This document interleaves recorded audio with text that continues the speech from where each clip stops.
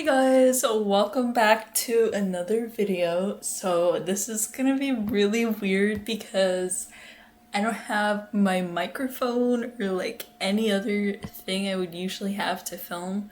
And there's also a lot of background noise.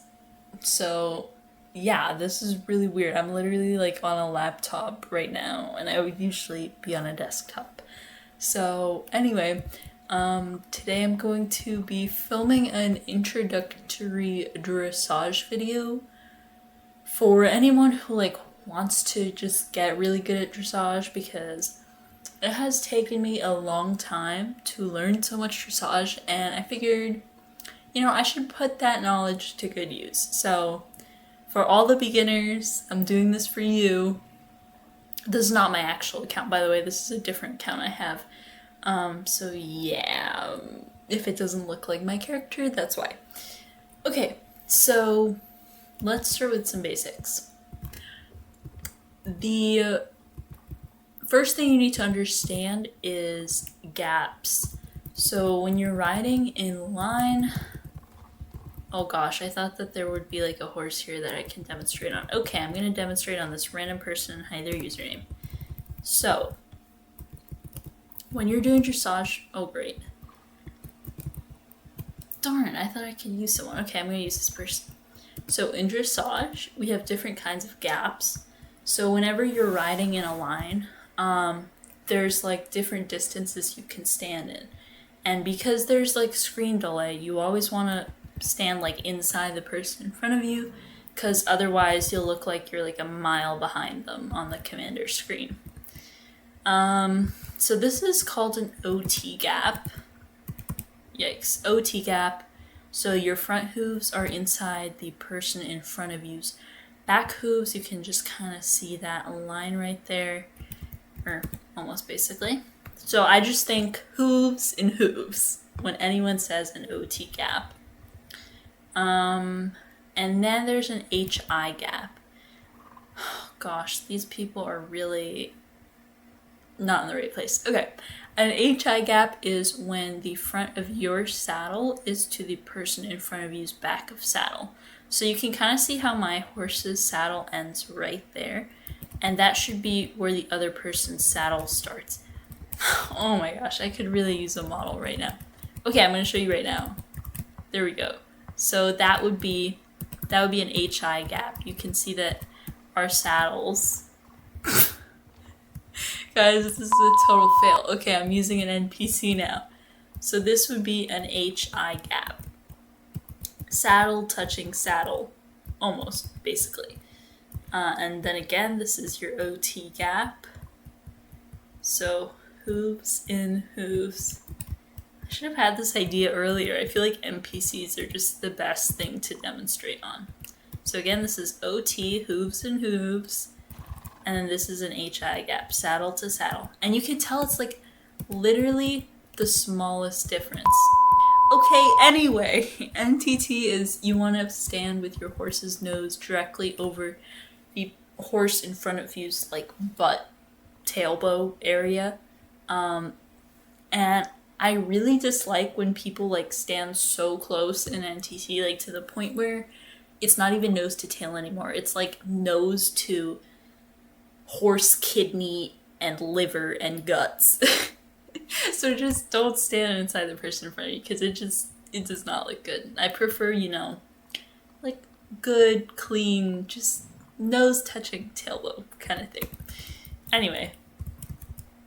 Okay, that kind of covers gaps. And now I'll talk about moves. So the most basic move in dressage is obviously a curl,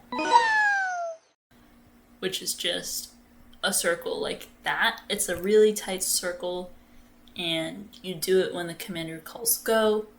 And you should look like you're going before everyone else.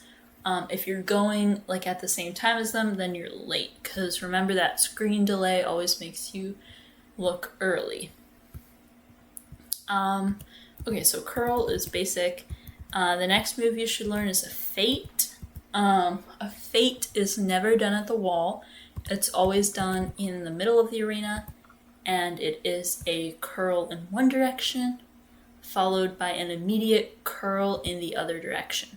There's only one go, so don't wait in between the curls. And a common mistake is when people do the curl, but then they cut it off too soon and they just twist. And that ruins the timing because then everyone starts to look like they're turning at different times. So you always want to do one curl, finish the curl, and then turn.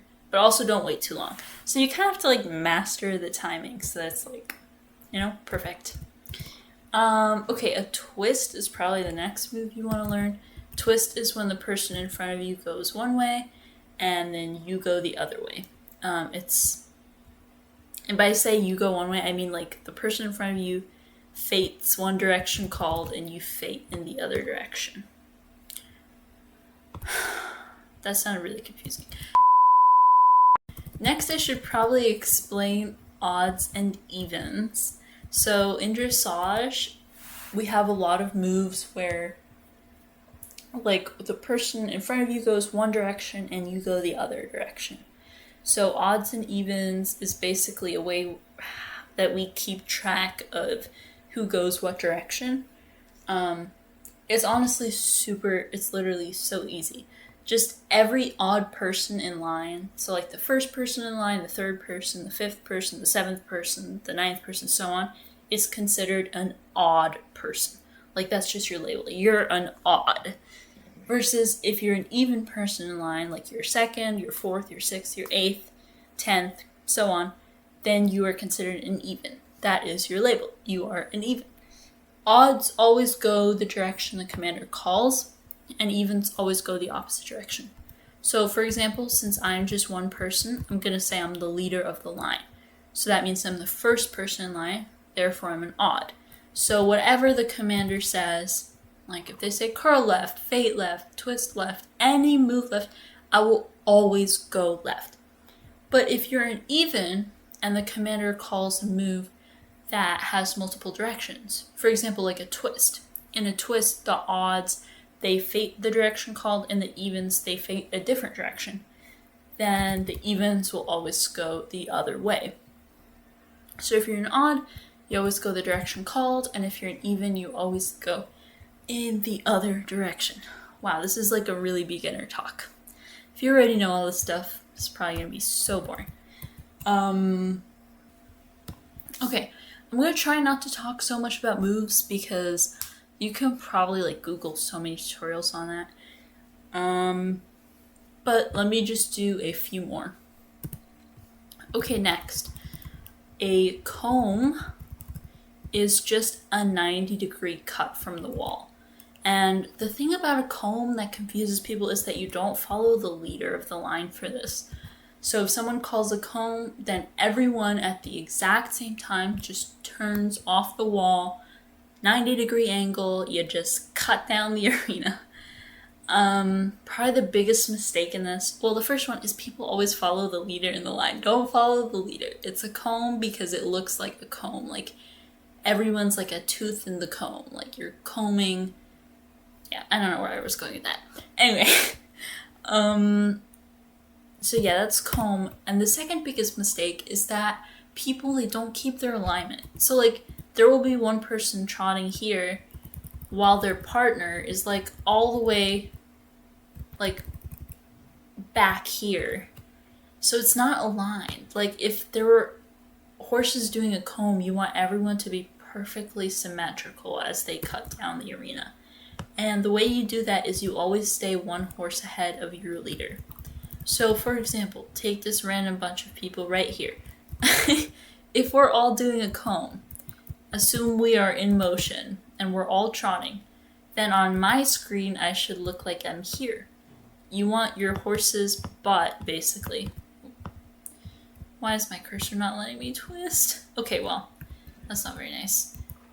You want your horse's butt always to look like it's one horse ahead of everyone else. So if I'm in my comb, So if I'm in a comb, darn it, why is my cursor not working? Oh, there we go. If I'm in a comb, I'm not going to look like this on my screen as I'm trotting. I'm going to look like that. because on everyone else's screen, I'm going to be looking perfectly aligned. So in a comb, always be one horse ahead. This applies to like any move where you're all kind of like moving the same direction, but like on your own line. You always want to be one horse ahead of everyone else. And that's, again, because of screen delay. Okay. I should like name this series of videos like what your dressage instructor never taught you. I feel like that's a really good name. Maybe people can empathize with that. Okay, anyway, this person just did a curl and then a canter curl. That's a bead curl, by the way. And then, what are they gonna do next? And just canter off into the distance. Okay, so that really covers the basics of dressage. If you want me to make another beginner's tutorial, let me know. But that's pretty much the basics. And my tips for getting better at dressage, just do your research. Like, Google some videos and they will teach you everything you need to know in like 2 minutes. And it's so helpful, and yeah, it literally takes no time. So please don't be a beginner if you don't need to be one, because you can learn really quickly. And yeah, I hope my knowledge has helped you. So peace out, guys. Enjoy your day, and see you in my next video. Bye-bye.